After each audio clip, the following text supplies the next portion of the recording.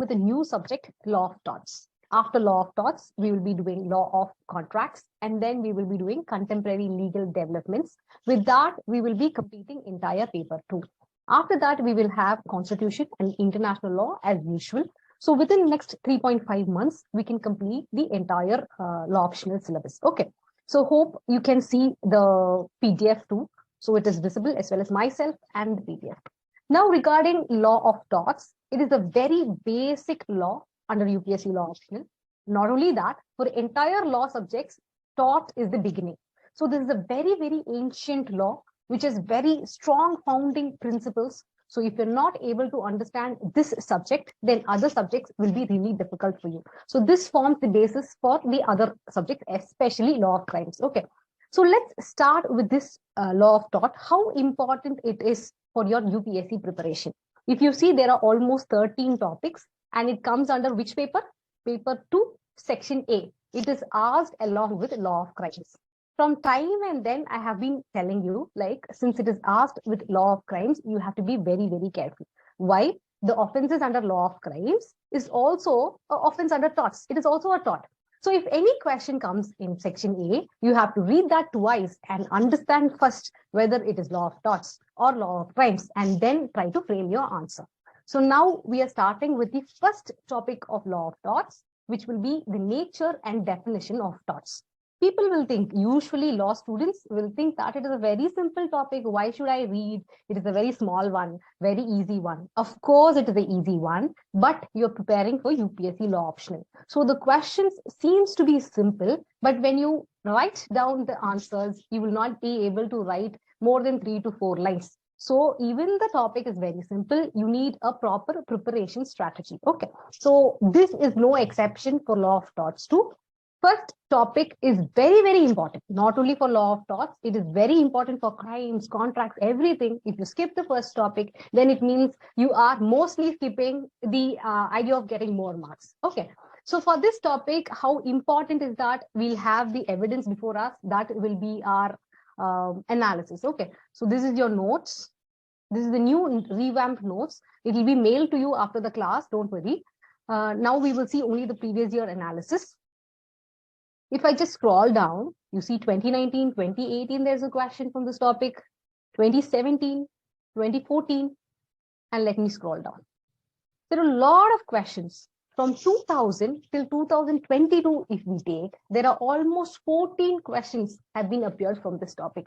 You see, almost 22 years and 14 questions. So the chances of asking questions from this topic is almost 70%. So if you are skipping this topic, it is not a very good idea.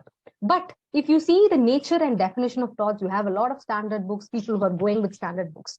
Okay, but law expert student, please don't go with the standard books. The methodology is very simple. Listen to the class, take notes using the PDFs, and that will be totally enough. We will be covering all the important topics from the standard books and also previous year questions. Okay, so if you read the previous year question, it concentrates only in certain things.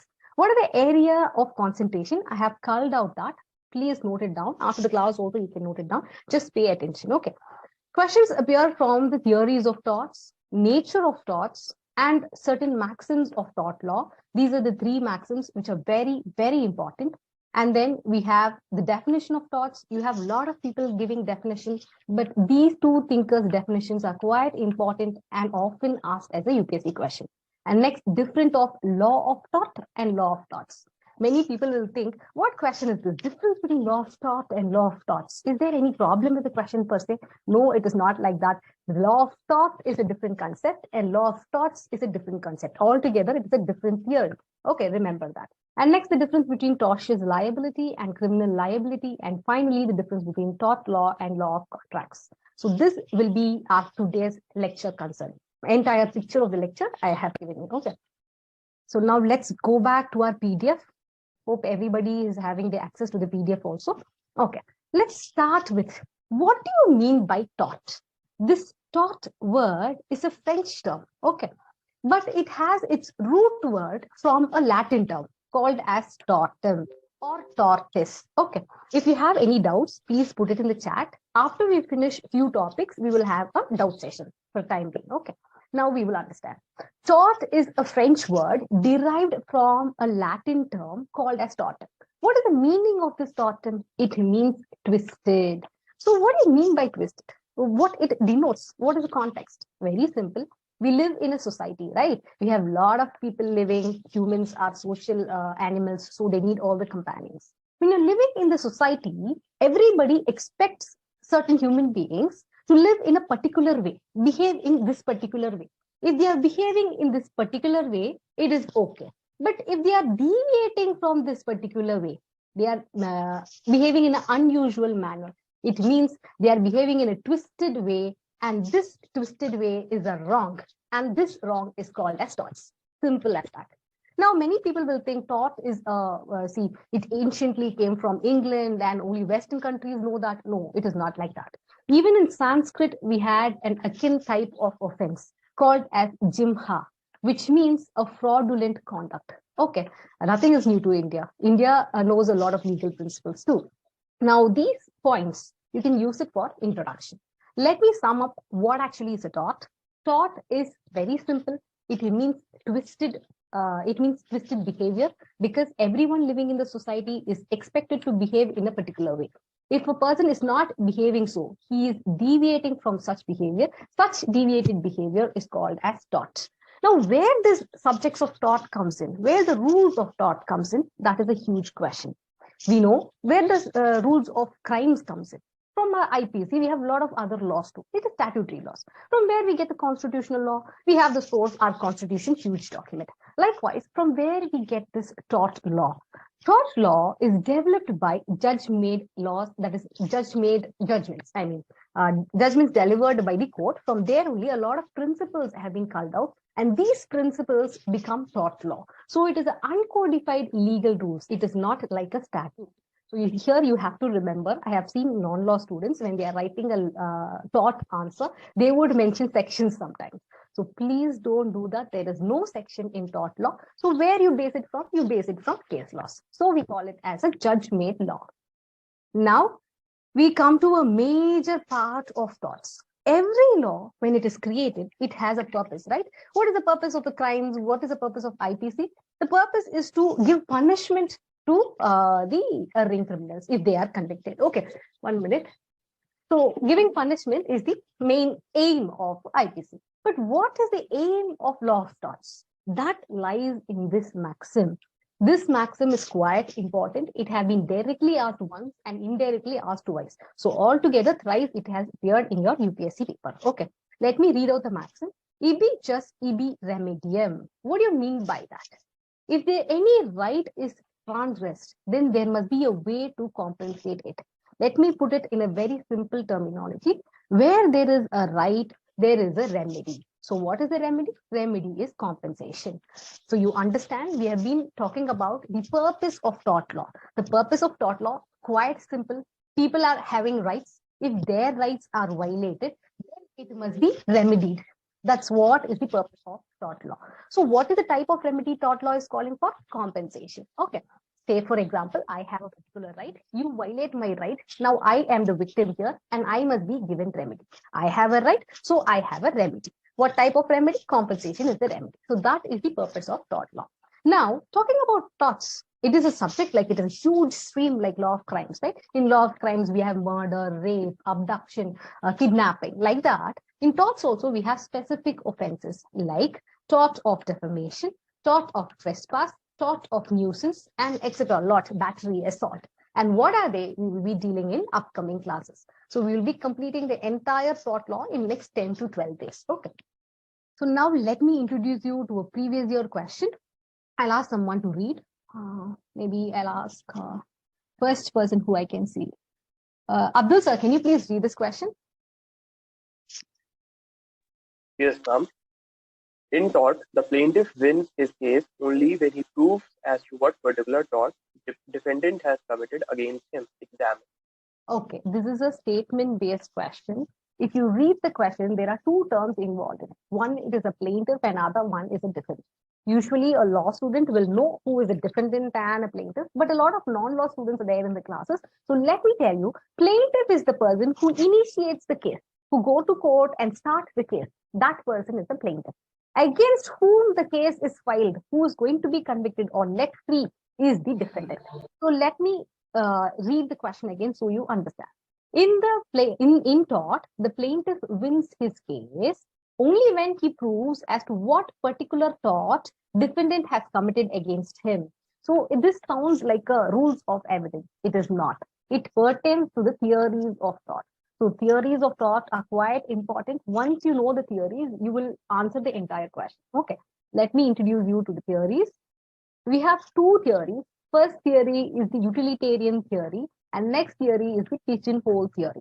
We will read the theories in contrast with each other so you can easily understand the difference of the theories and the concepts too. First, the utilitarian theory holds that a law of tort means a wrong done by someone. So if a wrong is done by someone, that's enough. Tort is committed. It recognizes general torts. That means, see, whatever name you can give, either defamation, battery, or you don't give the name at all. If some wrong is committed and the right of a person is violated, then you are committing a tort. So it generalizes the concept of torts. Okay. The main thinkers of this theory are Winfield and Pollock. But if you see the pigeonhole theory, it recognizes a set of torts. Only when the defendant's action fall under any of these torts, it is an offense. If it is not falling under any of the named offenses of tort, then there is no liability at all. So that is the premise of pigeonhole theory. The name also takes after this premise. Let me tell you how. But before that, you keep in mind the thinkers of this pigeonhole theory are Salmond and Gladwell. Okay. So what is the rationale behind this pigeonhole theory is, if you're not able to name the offense, then how you're going to punish? This principle only holds behind a huge thing, huge concept, that is IPC. So if any of the ingredients, all the ingredients of the offense are satisfied only, then the person will be punished, right? So the action of the accused must fall under all the ingredients. Then only he will be punished. So this theory is similar to that, which is tort is having a lot of set of torts, offenses culled out, like battery, defamation, all those things. And if the action of the tortfeasor falls under any of these pigeonholes, any of these offenses, then only there is liability. If it does not fall under any of these culled out torts, although there is a violation of legal right, although there is a monetary loss, there will not be any liability. Okay, that is this pigeonhole theory. Let me reframe and explain to you. The premise of the utility theory is that all injury done to a person is a tort unless and until there is a lawful justification. So if you're causing unjustified harm, that is enough. It will be a tort under this utility theory and you are liable to pay the compensation. But under the pigeonhole theory, the tort law is set to consist a set of pigeonholes.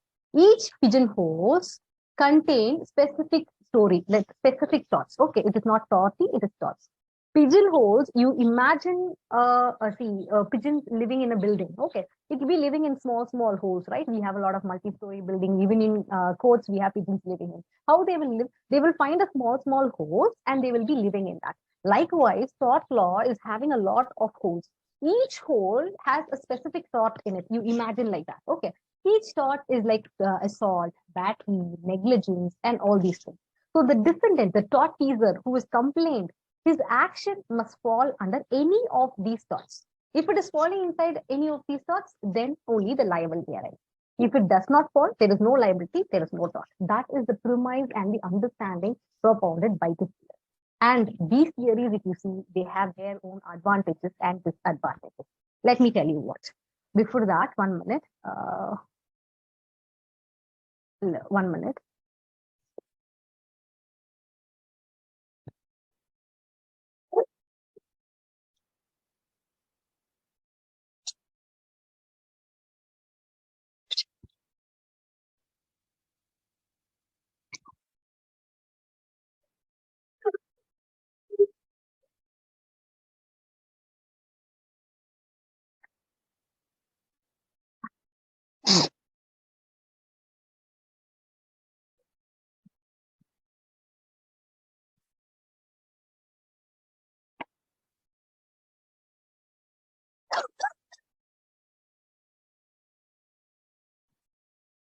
Extremely sorry. I was having a lot of cough. That's why I had to take a break.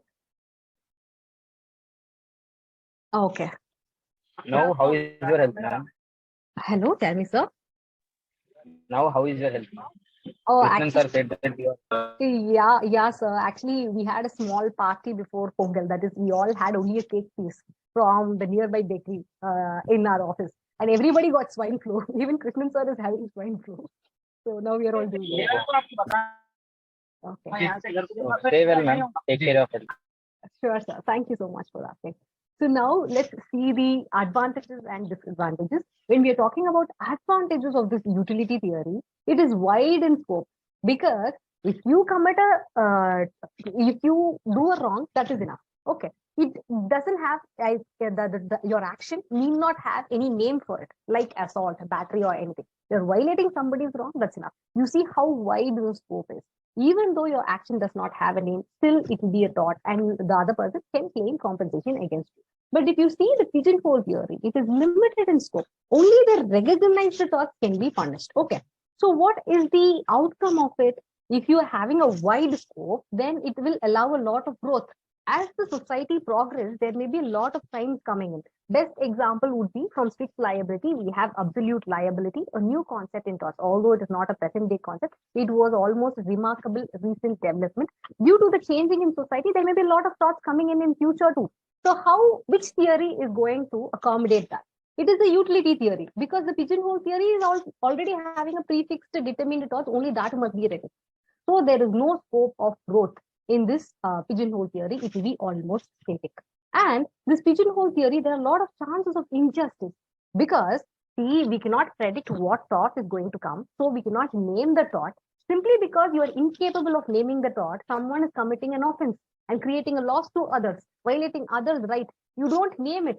Your incapacity, you are allowing others to violate law and continue that offense.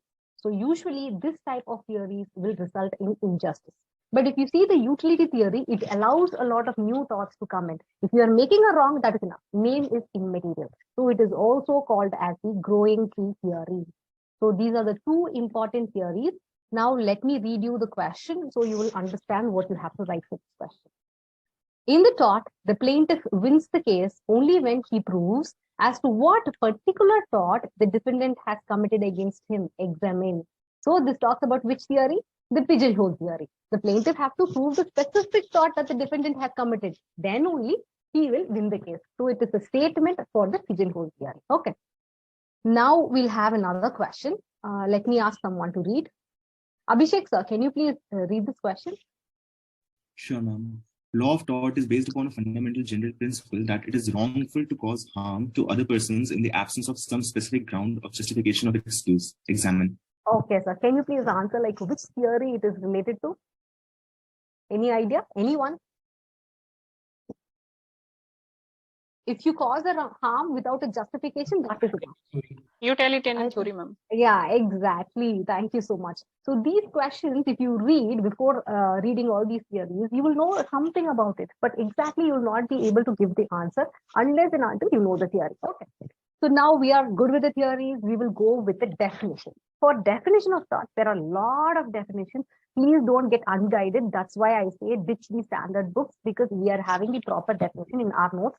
Especially, I say even you can ditch the notes because the classes is having everything. Okay. Definition, major important definition of tort is given by Salmon. Okay, he says that tort is a civil wrong for which the remedy is a common law action, and this action is for unliquidated damage, and which is not exclusively the breach of contract or breach of trust or merely an equitable obligation. See, this sounds to be a huge definition, but if you try to break up it into ingredients, it will be very, very simple. So how you are going to make use of this definition? Don't worry, most of the questions will give the statement or part of the statement as a UPSC question, and they will ask you to explain. So what you must remember the ingredients of the definition alone. Let me tell you the ingredients. According to Salmon, tort is a civil wrong. You know, there are two types of wrong or offenses in the society. One is the civil wrong, another one is the criminal wrong or criminal offense. What are the major difference of these two? From the initiation, the procedure, till the end, the punishment, there are a lot of differences. First thing, if it is a civil wrong, who is going to institute the case? It is the private party who is going to institute the case. But if it is a crime against the society, it is a public wrong under IPC, who will institute the case? It will be the state which is instituting the case on behalf of the victim. That is the major difference. Next, in the procedure also, you have CPC guided for the civil procedure. For criminal procedure, you have CRPC. Not only the name is different, the evidence required to prove these two cases are also different.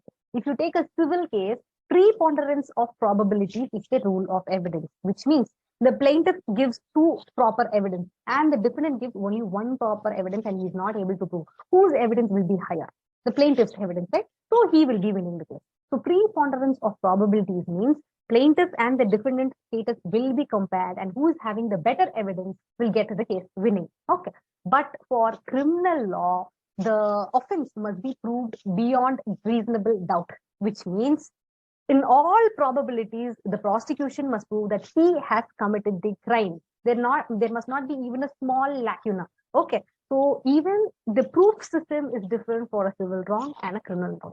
At last, the punishments, very important. What is the punishment given in civil cases? It is compensation. Mostly, they will ask you to pay money. There is a civil prison too, but it is totally different. It is a rare case they give you civil prison, but you will be paying for the expenses of the people who you are holding in prison, in civil prison.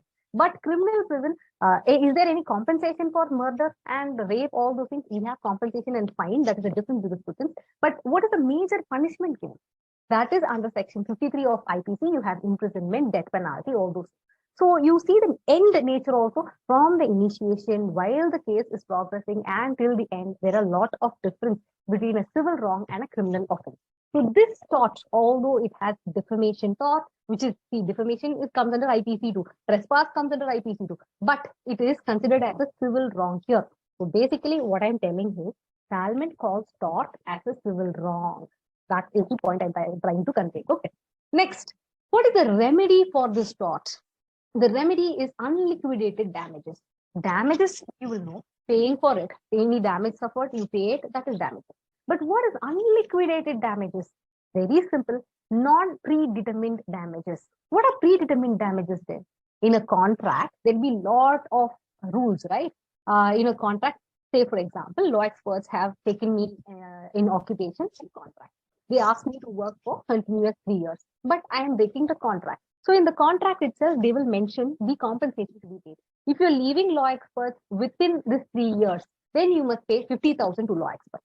You see, if I break the contract, then what is the remedy to the law experts? They will claim 50,000 against me. So it is a determined damages, which means liquidated damages. But in torts, the damages will not be predetermined. It cannot be predetermined. I am negligently driving a car and dashing a person, and that person is surviving injuries. Now, whether there is an agreement between us two and whether the damages are already determined, it is not. It differs from each case to other. So, by the Salmon's definition, tort is a civil wrong and the remedy for it is the undetermined damages, which is in other name called as unliquidated damages. And next, it shall not be a breach of contract or breach of trust. That's what his definition is. 3 points. Okay. Now, any definition will have criticism. Let's see what are the criticisms given by the thinker. They call this Salmon's definition an incomplete definition because for all these reasons, let me give you the reason. They say, what is civil wrong? That is not defined anywhere. So he is using an incomplete term. So it is an incomplete definition. That was the first argument. Next, they say tort law also contains criminal offenses. Like I told you, it overlaps with criminal law, that is defamation, trespass, all these things. Okay. Whether so in a way, in the name of tort, we are making the criminal wrong. I mean, we are giving a criminal wrong a civil remedy. Whether that is right, that was the next criticism. Next, when did this civil wrong arise? At what time this civil wrong will be created? That is not given by the definition. So it is incomplete.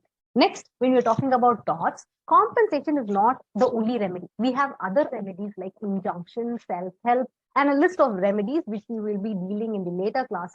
But for time being, you understand, compensation alone is not the single remedy. So what happened in the Salmon definition? It is talking about only one remedy, which is compensation, unliquidated damages. It is not talking about other remedies. So it is an incomplete definition. So how many criticism is there? Almost 4 criticism is against this definition. Now, we will go with the previous year question. Okay. This I have extracted Salmon's definition again. Someone please read. Based on this, we will see a previous year question. I'll find out a person to read. Ahmed sir, can you please read? Ahmed sir? Ahmed sir not here. Okay. Yes, yeah, ma'am, please. It is a civil wrong for which the remedy is a common law action for unliquidated damages and which is not exclusively the breach of a contract or the breach of a trust or other merely equitable obligation. So this is nothing but the Salmon's definition. Once I explain, I thought if you read, you can understand much. But the last part is quite important, especially this last part has been asked as a question. What does this say? A tort is something which is not a breach of contract, which is not a breach of trust. So when we're talking about civil wrongs, there are a lot of civil wrongs, one of which is torts, one of which is breach of contract, one of which is breach of trust. But this tort alone is a civil wrong, which is not at all a breach of contract or not at all a breach of trust. So this area will not be called as tort, although it overlaps. So it is exclusive civil wrong, which does not fall under any of these heads. Okay, that is the meaning of this statement. Based on this statement, we are getting questions. Let me read the question to you. All torts are civil injuries, but all civil injuries are not tort. Explain the above statement. You see the Venn diagram? All civil wrong. In the name of civil wrong, they are called civil injuries. So all tort, you see, it falls under civil injury. But all civil injury, if you see all these things, it doesn't come under tort. That's what they have given as a statement. Now, how you're trying to answer the statement, you understood the statement, how you will write your answer. First, any statement-based question, you have to analyze from where the statement was culled out. It is very clear, right? From the Salmon's definition only, they have reframed and analyzed and got the statement. So you will first explain the statement, and then you say, from the Salmon's definition only, we got such a premise and such a statement, and give the small Venn diagram and give an example of a tort, breach of contract, and these crimes, and you say all these things are different, and finally explain the definition of Salmon and give your conclusion why differentiating tort from other civil injuries are important. Because tort is a separate law. If you don't identify that set of law, then it will result in injustice. For contract, there is a separate rules. You cannot confuse the concept, right? That's why there is such differentiation. Now you can ask me like how I am going to differentiate. Don't worry, we have the differentiation session after we complete the definition. Okay, this is how you try to answer a statement-based question in torts. You try to relate the statement with any of the thinker's statement. Otherwise, you're going to write stories which is not going to yield you marks. Now we will go with the next definition, next important thinker, Winfield. Okay. He says, tortious liability arises from the breach of a duty. This duty is primarily fixed by law. Such duty is towards persons generally, and its breach is redressable by an action for unliquidated damages. So what he is trying to say? Very simple. Already, Salmon has given a definition stating that tort is a civil wrong. And he has got a criticism. What is civil wrong is not defined by him. That problem has been redressed by Winfield. So you see how he starts. Tortious liability arises from the breach of duty. So when the civil wrong arises, this Winfield is giving us the situation. So when it arises, it starts from the breach of duty. So what is the type of this duty, nature of this duty? This duty is towards persons generally, which means the duty is towards the entire society. It is not towards a particular person. How I can make it clear? Very simple. In the contracts, you enter into a contract with another party, right? So in the according to the contract, what is the duty you owe? To whom you owe? You owe a duty towards the other party. So it is the personal duty between you two, right? So it is a right in personam, we call it duty in personam. Between two parties only there is a duty. But in law of crimes, you have right against everyone, right? You shall not rape anyone. You shall not murder anyone. Same way in torts, there is a legal duty, and this legal duty is towards everyone.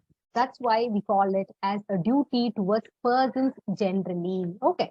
This is a major point that we can distinguish torts from a law of contract. And then how this duty is created. This duty is primarily fixed by law, which means the duty is not created by individuals.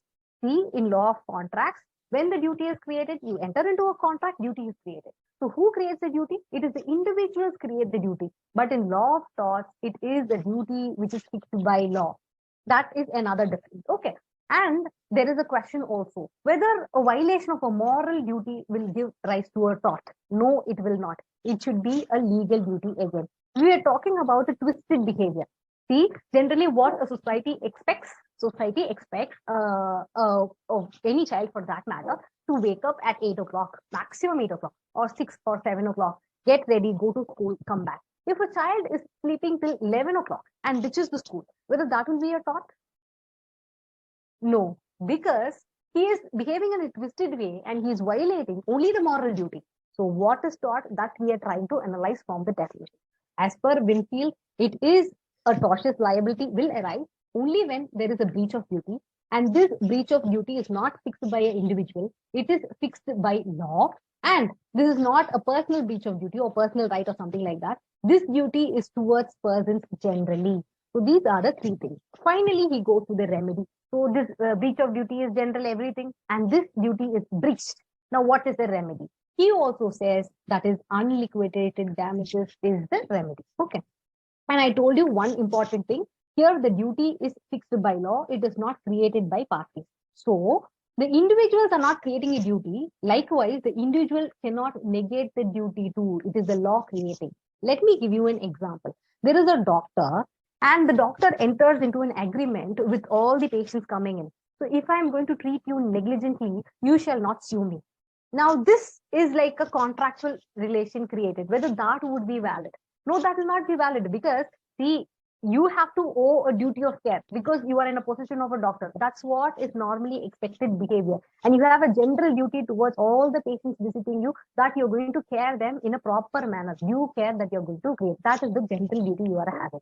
So this duty is fixed on you by law. Now you violate this duty, you should be punished. But you create an individual relationship entering into a contract and negating this duty will not be possible because the tortious duty, that duty is created by law. Individuals cannot negate such a duty. That's what I'm trying to point out. Okay. So the point is very simple. Under what Winfield says is the tortious liability will arise by violation of a duty. This duty is created by law. It is not created by individuals. And this duty is towards the persons generally, towards the general public. And if you violate it, the remedy will be unliquidated damages. That's all. 4 points. Okay. Now, why I was explaining about whether the individuals can negate such a tortious liability is because we have a question on that point. Let me give you the previous year question for this, and then we will go with the criticism. Okay. Whenever there is a breach of duty, there is a cause of action in tort. So which definition it goes back to? Whether Salmond or Winfield? Anyone? Winfield. Winfield. Very good. Thank you. So someone is asking me a question. Anshu sir, ma'am, could you please explain how it is distinguished from a contract in the nature of duty? Sure, sir. We will distinguish. We have last 2 slides. At that time, we will do. Good. Next question is duties in tort exist by virtue of law itself and not dependent upon the consent of the person subjected to them. Examined. So here I was explaining that it is a duty fixed by law, so the individuals cannot negate it. So that point have been asked here. So here also you have to give the definition and then concentrate on this particular area. Okay. Now we'll go for other definitions. Sir Frederick Pollack has given a very big definition. It's not a much important definition. Please read once. This is not the verbatim of the definition, but the essence is spelled out here. Please read once after the class. And then you have phaser and one definition from the book and all has been given. Read it after the class. But this definition is quite important because it is the Indian statutory definition for torts given under the Limitation Act. 2 clause M of the Limitation Act defines tort means a civil wrong, which is not exclusively a breach of contract or trust. You see, it is similar to Salmon's definition, almost the same. Okay. So this definition, if you're quoting in your answer, you will get a good mark. Now we are coming to the distinguished area. Anshul sir was asking, right? So we have this here. So what is the difference between a tort and a breach of a contract?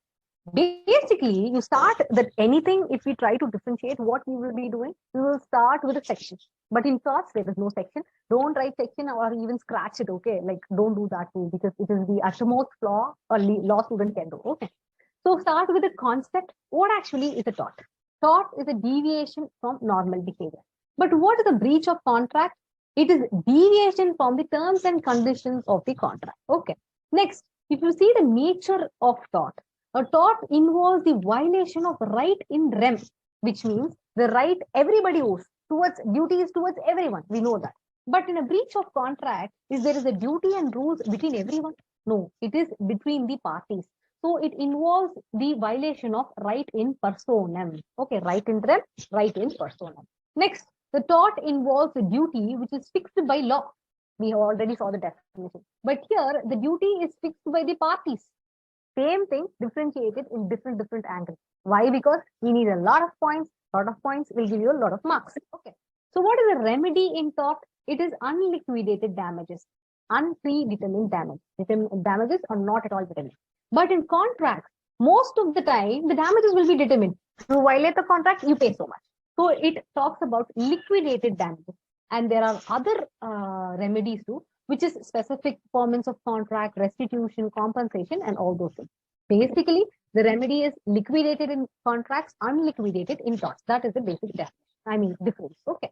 Next, if you're talking about tort, it is committed when the legal right is violated. But in a breach of contract, the contractual right must be violated. I told you, right? Same thing in a different form. Now, when you're talking about torts, between the tortfeasor and the victim, there won't be any relationship. Maximum, there won't be any relationship. I do a negligent act and I don't manufacture a biscuit properly. There is a lizard in the biscuit. Now, whether the consumers and I myself do own any proper relationship, yes, consumer relationship is there. There is no specific relationship, right? But in torts, the offender and the victim will be in a proper contractual relationships. Okay, so that is another difference. Next, I told you the action in tort are unliquidated damages. Why it is unliquidated damage? Because it is very, very hard to determine the quantum of damages in tort cases. You do a trespass and you commit so much of monetary loss. It depends upon each case to determine what must be the damages awarded, right? But in torts, the damages are predetermined simply because while you enter into a contract itself, you will know how much you will suffer, how much money you will be losing if this contract is being violated. Okay, so that is the reason there is a difference between the remedy too. So we have, I think 1, 2, 3, 4, 5, 6, 7 differences. And apart from these differences, give a small example and finish off. Anshul sir, you're having a doubt? The differentiation? No, ma'am, I got that. Okay. Thank you. Ma'am, can you explain the second point again? Second point, nature. Yeah.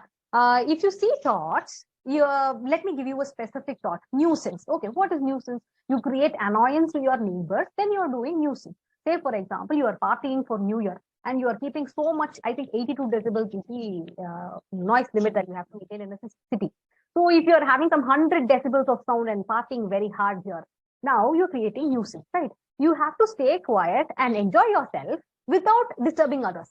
So this duty you have towards everyone, right? So there is a duty towards everyone. And right in rem is there, right towards everyone. Everyone has the right to stay peacefully and enjoy their home, right? It is a right in rem. Rem means generally to everyone. And if you violate that right, you're creating a tort. You're doing a tort. But for contracts, I enter into a contract with you. Maybe you are a manufacturer of books. So for law experts, I'm entering into a contract with you to deliver some 100 copies of this book within next week. So if you're violating that, you're not delivering, you must pay me some 10,000 rupees. That is a contract with us. But you're not delivering. Now, which right you are violating? Do you have the, do I have the right to get books from everyone? It is the personal right between both of us. So it is a right in personam. So the differentiation is very simple. Tort arises when you violate a right in rem, that is a general right. Breach of contract arises when you violate a personal right between the parties in a contract. That is the difference. You understood, ma'am? Yes, ma'am. Thank you.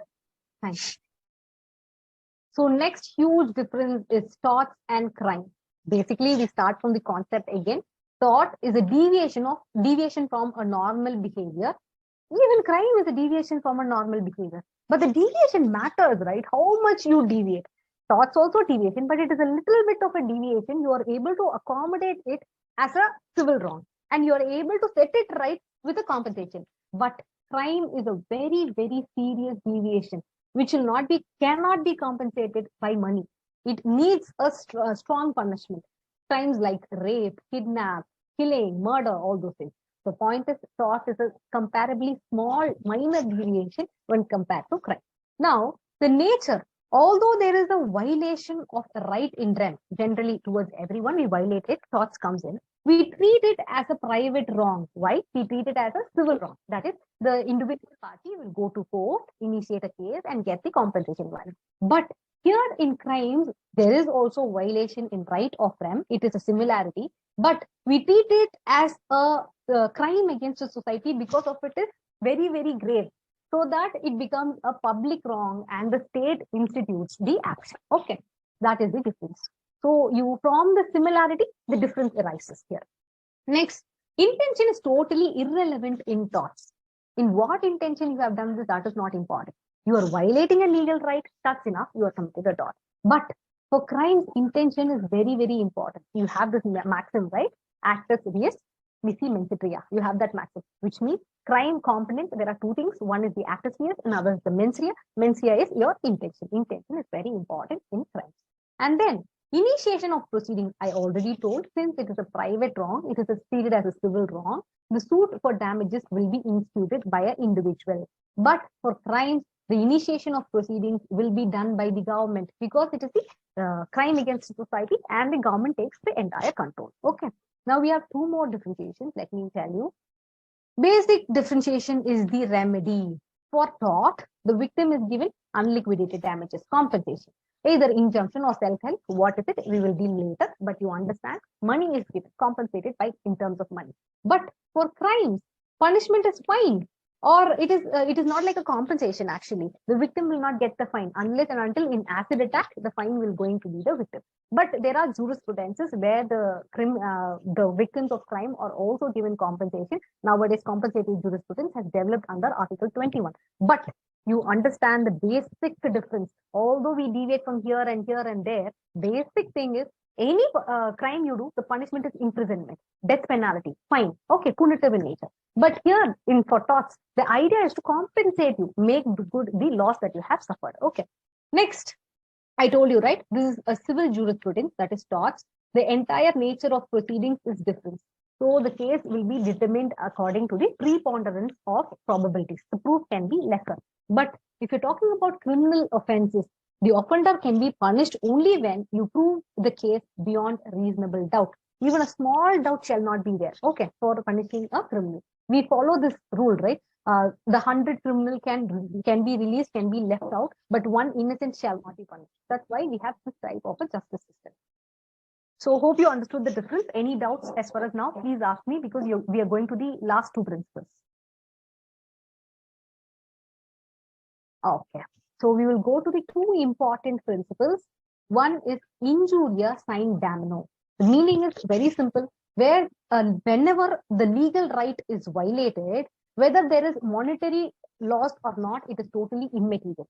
Then there can be an action for tort. Very simple. When a legal right is violated, regardless of whether you are suffering monetarily, whether you have loss or not, that is totally immaterial. That will not be seen by court. My legal right is violated. That is enough. It will be a tort and it shall be compensated. That is the meaning of injuria sine damno. Injury of a legal right is enough, regardless of a monetary loss. Okay, let me give you a case law. Ashby versus White, very, very important case law. There are some 20 important case laws in torts. Okay, if you remember that, that is totally enough. What happens? Ashby is a normal person who has the right to vote, but he will be detained from voting. He will not be allowed to cast her vote. Now, whether there is legal violation of a legal right, yes, he has the right to vote and her right is violated. He is not allowed to vote. Now, whether there is any monetary loss, someone answer me. Any monetary loss is there? No, ma'am. No monetary loss. So, although the monetary loss is not there, the legal right is violated. That is enough So she must be compensated. That's what the court told and ordered for compensation. This is one case law. This is this is a foreign case law. We have an Indian major case law. Bhim Singh was the state of Jammu and Kashmir. What happened? He is the MLA and he is authorized to take part in a legislative proceeding, but he will be stopped from getting it. He will not be allowed inside. Now, his right to participate in such a legislative proceeding is violated, but there is no monetary loss to it, right? So here also court awarded exemplary damages. A lot of money must be paid to him for violation of his legal right. Now we have a contra principle to this, that is damnum sine injuria. You can ask me whether these principles are important, whether these has been asked in UPSC. Yes, it has been asked thrice in UPSC. Okay. So damnum sine injuria means monetary loss is there, but there is no violation of legal right. Whether that can be a tort. So let me read the principle for you. Monetary terms cannot be a ground for taking action against the defendant unless there is a violation of a legal right. So monetary loss is not at all important. If there is a violation of legal right only, you can claim, you can institute a case for tort and you can get the compensation. Say, for example, you have a lot of loss that you are enduring. Some 1 crore have been lost, but your legal right is not violated. You cannot get the compensation. We have 2 case laws for that too. Case 1 is Mayor of Bradford versus Pickles. What happened? We have adjacent lands, right? In foreign also, there was a landowner and there was a neighbor too. And the neighbor dug a new well. So the person, that is the victim, already has a well and it got dried up. He is digging well in his own premises. Because of that, he is losing all his water and he's not, his entire well is dried up. Now he's having monetary loss because his well is dried up, he's not able to water his plants, so plants all died, there is monetary loss. But whether the legal right is violated? Anyone? No, ma'am. No, ma'am. Yes. No, ma'am. He is the tortfeasor who is claimed to be a tortfeasor. Yeah, he is having the entire right to dig a well in his own land. So there is monetary loss, there is no violation of legal right. So there is no tort committed here and the person cannot be awarded compensation. Now another case law is there, Gloucester versus Grammar School. What happened? A was already having a school, another person B was having a school opposite to him, and B lowered the fees of his school. So what happened? Everybody started to run to B school. Now, because of this, A suffered a huge loss. There is loss, but whether there is a violation of legal right? No, there is no violation of legal right. It is actually a fair competition. So now it is not a tort at all. So you understand 2 differences. Don't confuse with these terminologies. Injuria sine damnum. When injuria comes in front, it means that when the legal right is violated, regardless of whether there is a monetary loss or not, it shall be compensated. There will be a remedy. That is the meaning. Okay. But damnum sine injuria. Damnum means damages. There are only damages, monetary loss, but there is no violation of legal right. Then there cannot be any remedy. It is not a tort at all. Okay. So now I have a lot of people asking this question. Whether tort is followed in today's Indian society. Yes, it is followed. Many think it is an ancient law. But today also a lot of cases that are referring to this tort law. We have Article 300, which allows Article 300 of our Constitution, which allows the state to be sued and sue anyone in the name of the government. It is related with the tortious liability of state. So there will be another area where we will be dealing under vicarious liability, all those heads, how a state can be made liable for the action of its employees and all those things. So my point is very simple. Nowadays also we are following tort law in India. Best case laws are Rudal Shah versus state is an important case. We will deal that when we're talking about wrongful unlawful confinement and all. But for time being, you understand, we follow tort law. And we have Bhim Singh's case, and who are law students will know that absolute liability has been developed like not recent, but we are following tort law. From strict liability, we developed absolute liability. Let me give you small hints of these cases. Rudal Shah case, what happened? He must be released 14 years. But he has been kept, he has been arrested and kept inside the jail even after the order of release. For 14 years, he has been rotting in jail. Now his right has been claimed to be violated and he got a huge compensation at that time. Okay. Likewise, Bhim Singh case, not allowed to attend the assembly, is the Indian case. And India follows tort law. And also absolute liability has been followed in MC Mehta versus Union of India, which is the Indian case. And if you ask me whether recently we are following these things, let me pull up so you understand. Recently also we have a lot of cases. One such case is State of Kumarasamy Traffic versus SM Mani. Here, this case law is a 2023 case law by Karnataka District Court. It was delivering a judgment on rash and negligent driving under IPC 304 capital A. Okay, but while it was delivering, for the meaning of the term negligence, it sought the help of tort law. So tort law is still followed now. And there is a famous case law of 2005 talking about medical negligence, Parvat Kumar Mukherjee versus Ruby General Hospital, which is entirely based upon tort law. So my point is very clear. Till now, we follow law of torts in India. Okay. Any doubts, please let me know. Any doubts? So the topic is very so simple. Like, yeah, tell me. Ma'am, in the question, in tort, on the slide, I guess 8th or 9th. Okay.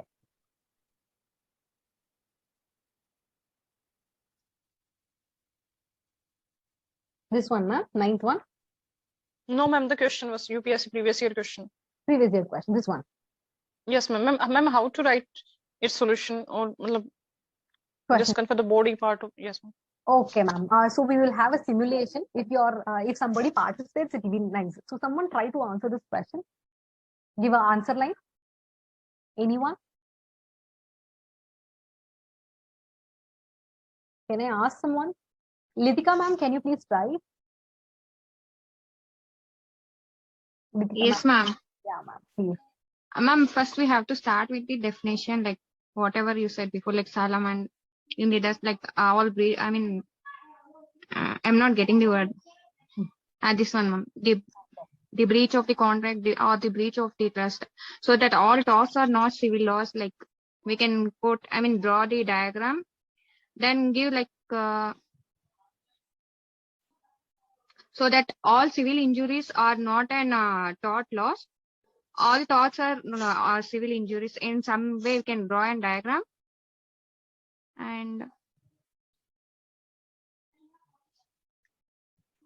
I'm not getting them. Okay, no issues, ma'am. That's how it starts. It will be very simple, but if you try to write down the answer, it will be hard. Anyone else? Can you try? Ma'am, maybe I'd give it a shot. Please, sir. So how my colleague stated, we could probably start by giving a definition and identifying that this is Salmon's definition. And then using that, we can probably elaborate on it a little bit. If one wishes to draw a diagram, you can, but maybe another way of elaborating would probably be to use an example or two, or it can be something on spot to just say to like sort of just differentiate. And then after this being the introduction, the body would probably be the differentiation between civil injuries and tortious, like the differences between tort law and civil wrong, basically. And according between tort law and civil wrongs, after giving the differences, then probably coming to the conclusion as to how, even though all torts are civil injuries, but not all civil injuries would qualify as a tort law, like Yeah. within that. Good one, good one. So basically, like if I may input, I would start with the introduction that this statement is related to the Salmon's test. Okay, I'll talk about the relation because this exactly is not the definition, but the synthesis of the definition. So I'll say it is related to Salmon's definition. The definition runs like this. I will give the definition and I'll say the statement concentrates only in the final part of the definition, which says that tort, although it's a civil wrong, it is different from the contract or it is different from the breach of trust. How it will be different, I'll give all the differences and finally conclude, as you say, with an example, if diagram needed, and also how important it is to differentiate. Because if you don't differentiate torts from other disciplines of law, then what is the remedy you're going to give? You will be uncertain on that point, I'll say. And majorly when I'm explaining in the introduction, I'll say civil injuries, there are a lot of civil injuries like contracts, breach of trust, and these things. But these civil injuries, although it has a lot of things coming inside, tort is one picture of the civil injury, which is not covered by any of the other things. That's why we say law of tort is a part of a civil injury, but all civil injuries, there are a lot of other civil injuries existing. That's why this entire civil injury, we cannot keep it under a tort. So maybe I have explained a lot. You can just give a 2-line and conclude. So it sounds to be vague, but once you put the definition and 2 case laws for that and example, then it will be a very definite answer. So I would like anyone to write a proper answer and post it in the group. Let me put it in the group. So someone try to answer it. And earlier there was a discussion on law of crimes. I told one more section is involved, but there was no try. So today I'll put the section 2. So ma'am, you're convinced with the answer or you want a perfect answer? So I'll write and post it. Ma'am, I'm convinced, but okay. it Yeah, will I'll be good write if you the post. answer. Yes, ma'am. So that a proper structure could be understood. Sure. We'll do that. So anything Okay, else? thank you, ma'am. Thank you, ma'am. Okay. So no doubt, everybody had a very healthy and happy Pongal. I mean, Sankranti went well. So this time after clearing mains, we'll have a good party. We'll try to meet in some common place, if at all Delhi or something like that. And we will have a small dinner or something. So we are planning to open a place in Delhi too. If it is fruitful, then surely we can meet up. So most of the people are from Delhi. I just thought like people are from Delhi. Yes, ma'am. Gurugram. Okay. Sairam sir, any doubts? Sorry, no doubt, ma'am, but I can also explain how to write it, ma'am. Oh, please. I can divide this statement into 2 parts, ma'am. Okay. All torts are civil injuries. So I can explain what are torts and civil injuries relationship between them through the definitions. And I can also differentiate that civil injuries are not tort in the second statement, giving the differences. Okay. With the examples. Excellent. That's one very good answer. Yeah. See, that's why you differentiate from the other people who's writing mails and you get more points. Very good. Good way of answering. Thank you, sir. So anyone else try to answer this question? If at all you can. Okay. So we'll wind up for today. I'll put the question. Please do write your answer and post it. And then I'll write my answer too. I hope I'll get better answers than mine. Yeah, waiting for the statement. Thank you. We'll wind up for today. Just a second. Where do you post the questions? I don't know. Sir? Where do you post the questions? It is in the WhatsApp group. You're not in WhatsApp group, sir? I'm in the master course group, ma'am, but I didn't get any question today. There you don't get any question. Maybe you have joined late, sir. No issues, sir. I'll repost everything. I have posted one more question again, but the answers I did not post because the persons who are posting the answers must do it. Okay, let me take copy everything. I'll repost in master class. So who is this asking? Okay. Raju, sir? Ma'am, one more thing, ma'am. How to get this mentorship, ma'am? When do you want mentorship, sir? Like I can give you a time. We can talk about which answer. I mean, which test you have taken? This constitutional law. Criminal law, you have given a test. Okay, sir. Please do WhatsApp your email ID so that I can go through your paper and we can have a session tomorrow. Tomorrow is fine? Okay, ma'am, no problem. Tomorrow at 11 o'clock, we'll have a session, sir. Tomorrow 11, ma'am? 11 is fine, sir? Fine. Okay. Yeah, thank you. So I have to mail this law expert MD ID. No, don't mail, sir. You will have my number in the WhatsApp group. So in WhatsApp, you put your email ID to me. Oh, registered mail ID, I'll know like when I'm giving. Okay, ma'am, I will. Done. Thank you. Thank you. Madam, one more doubt, ma'am. Yes, sir. By Salman definition, India follows the Salman definition of tort, ma'am, as you said. I don't say India follows the definition of tort. I say India follows tort law. Okay, ma'am.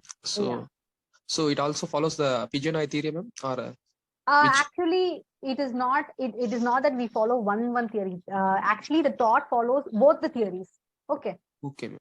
Yeah, we take the good from anything because see, a person is not left out for so many days.